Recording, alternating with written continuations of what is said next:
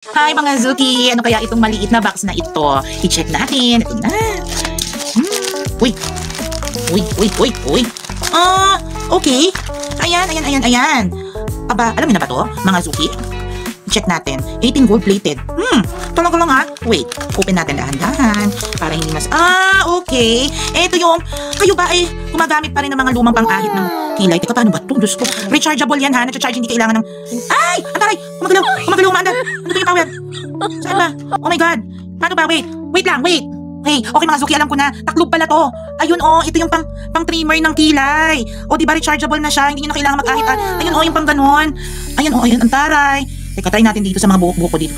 Ayun Ay, antaray. Walang ka-effort, alam nyo. Yun yung pang trim ng kilay doon sa ganito. Di ba? Hindi nyo na kailangan mag-ahit. Tapos, ayan, napaka-handy niya. May taklob. Rechargeable, kasama na yung cable wire na pang-charge. Okay na lang bahala dun sa adapter. Marami naman kahit yung pang-cellphone lang. Tapos ito, may brush pa para pagkatapos. Ay, hindi! Para pagkatapos, pang ganun masakit. Ay, Sus Maria. Ay, ang ganda nito. Talagang, magandang pang-gift ito ngayong Pasko, pang-birthday. Sa mga nanay niyo, sa mga anak niyo dalaginding na. Diba? Ang aesthetic ko, ang cute. Tapos gano'n lang. Tapos gano'n mo lang. Yikes! Ang galing. Kaya ako sa inyo, mga Zuki. Ang handy niyan, ganyan lang yan.